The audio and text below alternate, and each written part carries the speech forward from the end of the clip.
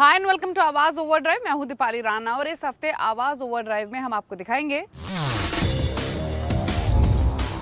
Mahindra Scorpio classic की test drive, hop oxo electric bike का review, wheel alignment क्यों जरूरी,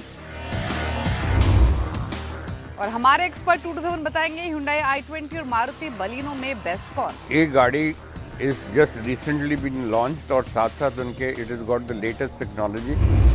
देश में स्कॉर्पियो के इतने चाहने वाले हैं कि महिंद्रा ने स्कॉर्पियो एन के लॉन्च के बाद पुरानी स्कॉर्पियो के फेस लिफ्टेड वर्जन को स्कॉर्पियो क्लासिक के नाम से लॉन्च कर दिया है। यानी पुरानी स्कॉर्पियो का जो चार्म है वो अभी भी बाजार में बना रहेगा। लेकिन अगर आप सोच रहे हैं कि स्कॉर्पियो एन के मुकाबले स्कॉर्पियो क्लासिक कैसे अलग है, क्या खास है इसमें, अब ये सब जानने के लिए चलिए मेरे साथ इसकी टेस्ट ड्राइव पर।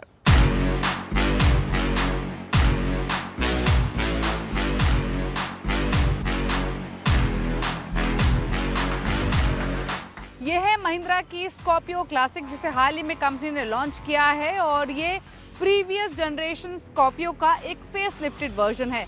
हालांकि इसमें सिर्फ कॉस्मेटिक अपग्रेड्स नहीं है बल्कि बदलाव इसमें मैकेनिकल फ्रंट पे भी किए गए हैं।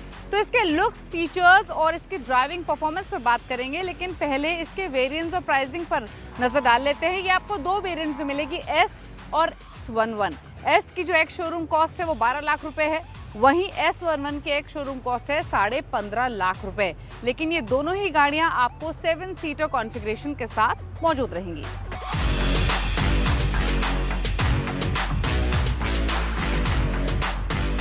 महिंद्रा ने पुरानी स्कॉर्पियो के चार्म को इस गाड़ी में भी रिटेन किया है, क्योंकि ओवरऑल इसकी स्टाइलिंग के साथ ज़्यादा छेड़छाड़ नहीं की है।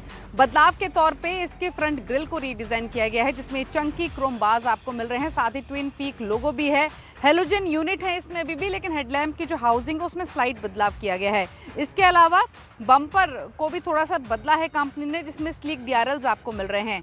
अगर आप साइड प्रोफाइल भी देखेंगे तो साइड प्रोफाइल में आपको 17 इंच के अलॉय व्हील्स मिल रहे हैं, बॉडी कलर्ड क्लैडिंग मिल रही है जो चारों तरफ गाड़ी के मौजूद है, और साथ ही आपको स्कॉर्पियो की बड़ी बड़ी बैजिंग भी साइड प्रोफाइल में मिलेगी।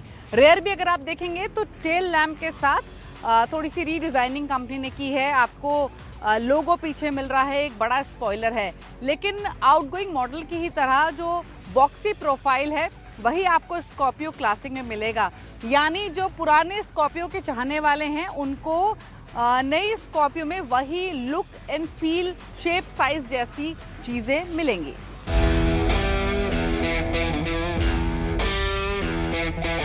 स्कॉर्पियो क्लासिक का जो डैशबोर्ड है वो फ्लैट है, अपराइट है। फीचर्स के तौर पे या फिर बाकी इंटीरियर्स के तौर पे देखें तो प्रीवियस जनरेशन मॉडल की तरह आपको इसमें ये चेयर सीट्स मिलती हैं, और नए एलिमेंट्स के तौर पे आपको नए 9 इंच का ये टच स्क्रीन इंफोटेनमेंट सिस्टम मिल रहा है, जिसका touch and feel just okay है। इसमें एंड्रॉयड ऑटो या फिर एप्पल कारप्ले सपोर्ट मौजूद नहीं है, ना ही इसमें व्हीकल की इंफॉर्मेशन जैसी चीज़ें मौजूद हैं। चार्जिंग के लिए एक USB पोर्ट इसमें मौजूद है जो यहाँ नीचे की तरफ है, जो आपको ऐसे नॉर्मली देखने पर दिखाई नहीं देगा। हाँ, अगर आप झुककर यहाँ पर ढूंढेंगे तो आप महसूस करेंगे कि यहाँ पर एक पोर्ट दिया गया है। आपको सेंट्रल कंसोल में वुडन पैनल में मिल रहा है, लेकिन कप होल्डर या बॉटल होल्डर जैसी कोई चीज़ इसमें मौजूद नहीं है। स्टीयरिंग इसका नया है, जिसमें आपको कंट्रोल्स मिल रहे हैं। ये ऑडियो कंट्रोल्स हैं और कॉलिंग के कंट्रोल्स मौजूद हैं। ये रिवर्स पार्किंग कैमरा इसमें नहीं है, टर्न इंडिकेटर्स नहीं है इसमें OVRMs पर। साथ ही जो डोर्स और सीट्स के बीच में जो ये साइड में स्पेस है, ये इतनी टाइट है कि अगर आपको सीट एडजस्ट करनी है, हाइट एडजस्ट करनी है तो आपको फाइट करना पड़ेगा, क्योंकि यहाँ पर स्पेस काफ़ी कम दी गई है। ये बहुत ज़्यादा अटैच्ड है डोर्स के साथ। स्पेस हालांकि ओवरऑल देखेंगे तो वो डिसेंट है।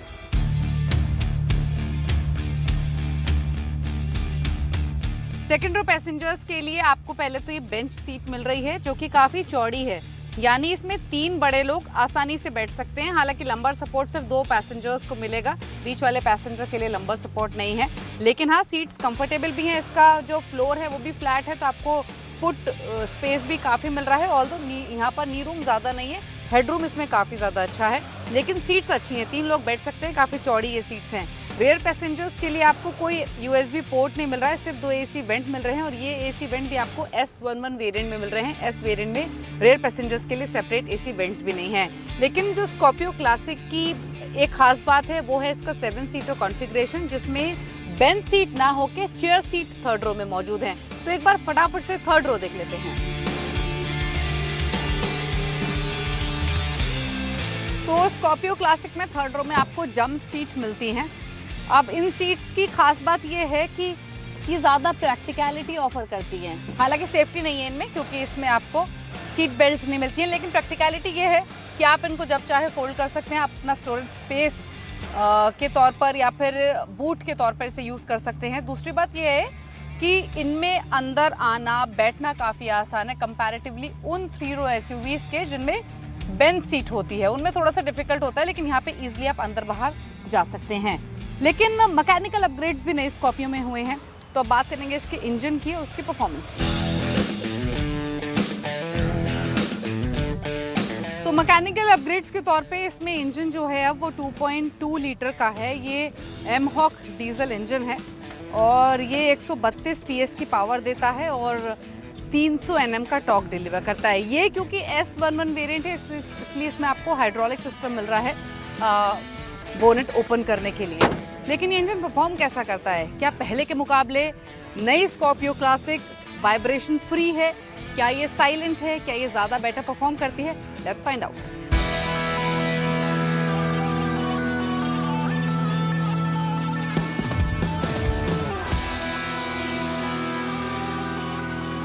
स्कॉर्पियो क्लासिक में आपको अंदर 6 स्पीड मैनुअल ट्रांसमिशन गियरबॉक्स मिलता है, जिसमें केबल ऑपरेटेड टेक्नोलॉजी है और इस टेक्नोलॉजी की वजह से इसमें अब पहले के मुकाबले वाइब्रेशंस कम हैं और रिफाइनमेंट बेटर है।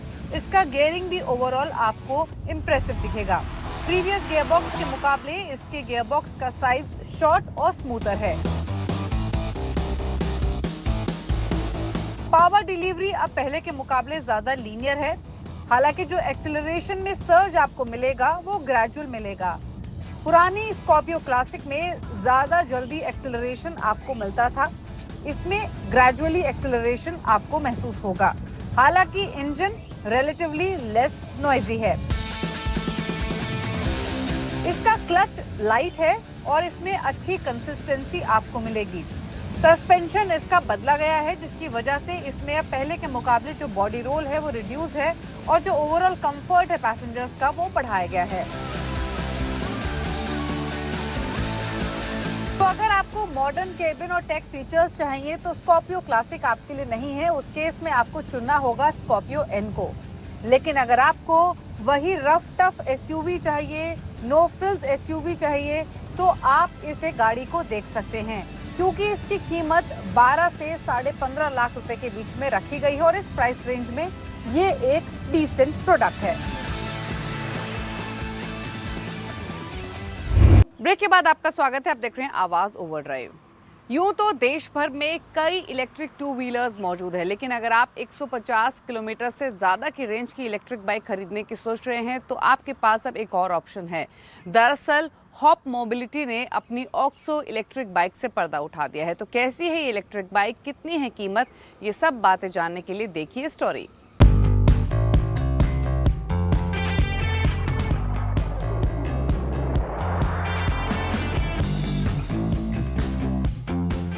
EV 2 व्हीलर में एक और एंट्री, जी हाँ, होप इलेक्ट्रिक मोबिलिटी की नई बाइक, जी हाँ, OXO, और ये आपके सामने खड़ी है। इसकी कीमत है 1,25,000 रुपया और जो इसका दूसरा वेरिएंट है, जी हाँ, OXOX, उसकी कीमत है 1,40,000 रुपया। दोनों में फ़र्क जो है, मेजर जो फ़र्क है वो है कनेक्टिविटी का, लेकिन power, torque, range, charging time सब कुछ सेम है।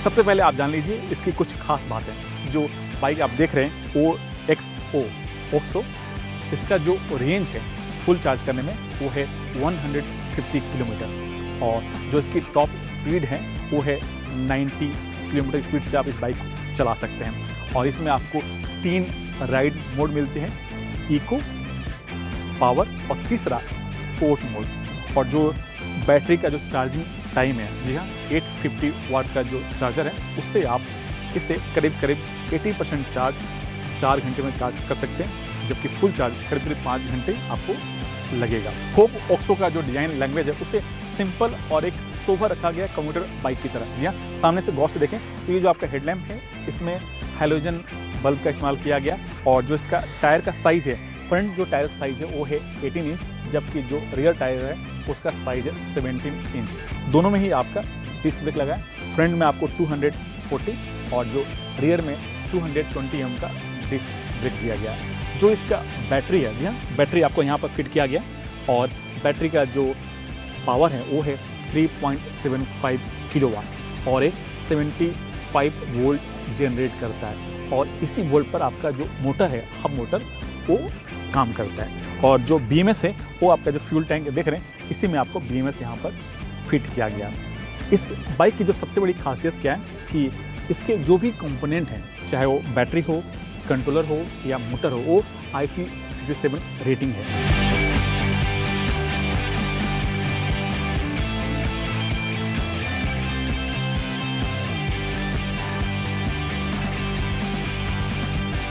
होप ऑक्सो का जो डिज़ाइन है उससे एक सिंपल जो IC इंजन है उसी की तरह रखा गया है। चाहे वो ये सामने का हिस्सा जो टैंक है, चलिए टैंक तो नहीं है क्योंकि ये बैटरी वाली बाइक है। दूसरा जो सीट है, कंपनी का दावा है जो इसका सीट का जो लेंथ है वो इस सेगमेंट में जितनी बाइक है उससे थोड़ा सा बेहतर रखा गया। और दूसरी बात, जो सीट का हाइट है वो है 780 mm और जो इसका ग्राउंड क्लियरेंस है वो है 180 mm, यानी आप भारतीय सड़क के लिहाज से ठीक ठाक है। जो सामने का जो डिजिटल स्क्रीन है वो 5 इंच का है और इसमें सब कुछ इंफॉर्मेशन डिस्प्ले होता है और ये काफ़ी एडवांस भी है इस सेगमेंट जितनी बाइक है उनके मुकाबले। और दूसरी बात, जो X जो इसका मॉडल है, जो टॉप मॉडल है, उसमें आपको कनेक्टिविटी का ऑप्शन दिया गया, जबकि जो ये लोअर वेरिएंट है उसमें कनेक्टिविटी का ऑप्शन नहीं दिया गया। और दोनों में जो मेजर जो फ़र्क है वो है राइड मोड का। जो नॉर्मल जो है, जो बेस वेरिएंट है, उसमें आपको 3 राइड मोड मिलते हैं। पहला है इको, दूसरा है पावर और तीसरा है स्पोर्ट। जबकि जो X वेरिएंट है उसमें एक नया मोड, टर्बो मोड, उसमें दिया गया। इसी वजह से जो मोटर है उसका जो पीक टॉर्क है वो थोड़ा सा बेहतर हो जाता है। जो हैंडल है उसको बहुत ही सिंपल रखा गया, एक कंप्यूटर बाइक की तरह रखा गया। और जो इसका चार्जिंग का सॉकेट है वो इस साइड में फ्यूल टैंक के निचले हिस्से में यहाँ पर एक ऑप्शन के तौर पर दिया गया है। जैसा कि आप जानते हैं कि वो जितनी भी इलेक्ट्रिक बाइक हैं उसमें 3 बड़े मेजर कंपोनेंट होते हैं। उनमें होता है, पहला होता है बैटरी, तो बैटरी के यूनिट है यहाँ पर आपको फिट किया गया। और दूसरा होता है कंट्रोलर, कंट्रोलर को यहाँ पर फिट किया गया। और तीसरा है मोटर, जो आप दिख रहे हैं पीछे हब मोटर लगा है। चार्जिंग का सॉकेट यहाँ पर दिया गया और इसमें आपको 850 वाट का चार्जर से आप इस बैटरी को चार्ज कर सकते हैं। जो हब मोटर है उसमें 6.2 किलोवाट का मोटर लगा है, जिसका पीक टॉर्क है वो है 200 न्यूटन मीटर। और कंपनी का दावा है कि जो इसका BMS हो, चाहे बैटरी हो, चाहे हब मोटर, तीनों चीज़ IP67 रेटिंग है। अब काम की बात जान लीजिए, तो आप अगर आप इस बाइक को खरीदना चाहते हैं तो कंपनी का कहना है कि आप इसे ऑनलाइन या ऑफलाइन दोनों तरफ से आप इसे खरीद सकते हैं। कंपनी इसकी बुकिंग शुरू कर दी है 999 रुपीज़ में और जो इसकी डिलीवरी है वो है 1 अक्टूबर से इस बाइक की डिलीवरी शुरू हो जाएगी।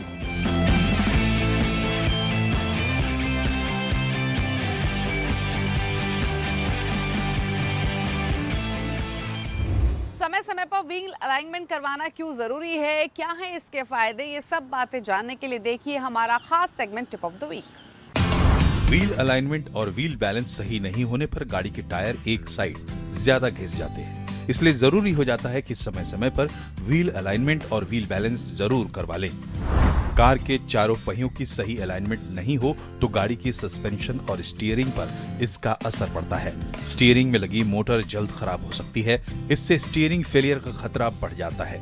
साथ ही गाड़ी की सस्पेंशन में भी दिक्कत आ सकती है।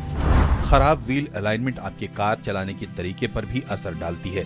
कार सीधी नहीं चल पाती और आपको लेन में सीधे चलते रहने के लिए स्टीयरिंग पर कुछ ज्यादा जोर लगाना पड़ता है। इससे ड्राइव का मजा खराब होता है। साथ ही ड्राइव करते वक्त ये लगता रहता है कि गाड़ी एक साइड ज्यादा भाग रही है। व्हील अलाइनमेंट के साथ व्हील बैलेंस का भी सही होना जरूरी है। व्हील बैलेंस सही नहीं होने से तेज स्पीड पर गाड़ी चलाते वक्त गाड़ी में वाइब्रेशन होने लगता है। इसलिए जरूरी है कि व्हील अलाइनमेंट के साथ व्हील बैलेंस भी जरूर करवा लें। स्पेशलिस्ट और ऑथराइज्ड डीलर से ही व्हील अलाइनमेंट और व्हील बैलेंस करवाएं। सही इंस्ट्रूमेंट और सही टेक्नीशियन नहीं होने पर व्हील का अलाइनमेंट ठीक से नहीं हो पाता है। इससे ड्राइविंग करते समय खराब ब्रेकिंग और लगातार थरथराहट की समस्याएं आ सकती हैं। आवाज ओवरड्राइव में वक्त हो गया एक ब्रेक का। ब्रेक के उस पार मशहूर ऑटो एक्सपर्ट टूटू धवन आपको बताएंगे कि Hyundai की i20 या फिर मारुति की बलिनो में से बेस्ट कौन है। साथ ही वो तमाम सवाल शामिल करेंगे जो आप आवाज ओवरड्राइव के ऑफिशियल फेसबुक पेज पर भेजते हैं। ब्रेक के बाद आपका स्वागत है। आप देख रहे हैं आवाज ओवरड्राइव और वक्त हो गया उन सभी सवालों को शो में शामिल करने का जो आप आवाज ओवरड्राइव के ऑफिशियल फेसबुक पेज पर भेजते हैं। हमेशा की तरह आपके सभी सवालों को आंसर करने के लिए मशहूर ऑटो एक्सपर्ट टूटू धवन हमारे साथ मौजूद हैं। टूटू जी, स्वागत है आपका। जो पहला सवाल आया है वो गुरसंग सिंह मक्कर ने भेजा है। ये Hyundai की i20 और मारुति की बलिनो के बीच कंफ्यूज हैं, जानना चाहते हैं दोनों में से बेस्ट कौन है, बताइए। गुरसंग जी, मैं आपको रिकमेंड करूँगा i20। प्राइमरली एक तो परफॉर्मेंस बढ़िया है, दूसरी on road looks are very smart and it's a trouble free car. अभी तक कोई इसके अंदर फीडबैक नहीं आई नेगेटिव जिससे हम आपको उस गाड़ी को कुछ बता सके। 1.2 लीटर इंजन के साथ 83 bhp निकालती है, 14 से 16 किलोमीटर का फ्यूल एवरेज का दावा है और it comes fully loaded with 6 airbags, EBD, ABS सब कुछ साथ में आता है। प्लस ऑटोमेटिक ट्रांसमिशन की ऑप्शन भी है, मैनुअल ट्रांसमिशन भी है और साथ साथ में अब उन्होंने AMT की ऑप्शन भी दे दी है। So what ever fits into your budget आप उसी हिसाब से आप चूज़ कर लीजिए। 7 लाख से शुरू होती है और 11 लाख तक जाती है and of course the Hyundai network is second to none. अगला सवाल मनोज कुमार ने भेजा है। ये जानना चाहते हैं कि मारुति की स्विफ्ट या फिर टाटा की टियागो, ये दोनों गाड़ियां कैसी हैं और बेटर माइलेज, अच्छी परफॉर्मेंस के हिसाब से किस ऑप्शन के साथ जाएं? मनोज जी, डिज़ायर ने जो अपनी पकड़ और अपने रैंकिंग बना रखी है मार्केट के अंदर, वो अभी तक कोई नहीं हिला सका। So I will still go strongly with desire. 1.2 litre engine के साथ 85 bhp देती है। सबसे बढ़िया चीज़ तो उसकी माइलेज है जो 22 किलोमीटर का दावा है और एक्चुअली आपको 16 से 18 किलोमीटर बड़े आराम से निकाल देती है। 6.24 लाख से शुरू होती है और टॉप मॉडल जो है 9.17 लाख तक जाता है और उसके अंदर आपको सारे फीचर्स, सेफ्टी फीचर्स और जितनी भी आपको फीचर्स चाहिए हैं वो आपको मिलेंगे। नेक्स्ट क्वेश्चन आया है रोहित अग्रवाल का। इनका सवाल ये है कि Hyundai की वेन्यू और महिंद्रा XUV 300, ये दोनों गाड़ियां इनको पसंद हैं, दोनों के बीच कंफ्यूज हैं, जानना चाहते हैं डे टू डे लाइफ के लिए दोनों में से कौन सी है बेस्ट चॉइस। रोहित जी, वैसे तो XUV 300 used to be a very good vehicle but वो अपने कंपटीशन के साथ अब परफॉर्म नहीं कर सकी बिकॉज बहुत कंपटीशन के अंदर वेरिएशंस आ गई हैं और फीचर्स आ गए हैं जो ये नहीं उसको दे सके गाड़ी को। और Hyundai की जो वेन्यू है ये दूसरी बारी फेसलिफ्ट करके और नए फीचर्स के साथ फिर से आ गई है। It was the first one जो एक स्मार्टफोन के साथ कनेक्टेड थी and you could operate from your smartphone. और 3 इंजन ऑप्शंस हैं उसके अंदर। 1.2 लीटर का है जो 83 bhp निकालता है और 1 लीटर टर्बो है जो 100 bhp निकालता है and both are very good and lively engine, very good performance. 18 kilometre का फ्यूल एवरेज का दावा है। 7.35 लाख से शुरू होती है, 12.57 लाख तक जाती है and it comes fully loaded with all safety features and other lot of features which you can use on a daily basis. Plus smartphone के साथ आप उसको कनेक्ट कर लीजिए and you can use it remotely also. तो उम्मीद करते हैं आपको अपने सभी सवालों के जवाब मिल गए होंगे। अगर आपके पास भी ऑटो से जुड़ा हुआ कोई सवाल है तो आवाज ओवरड्राइव के ऑफिशियल फेसबुक पेज पर जाकर अपने सवाल हमें भेज सकते हैं। इसी के साथ इज द टाइम टू से गुड बाय। नमस्कार।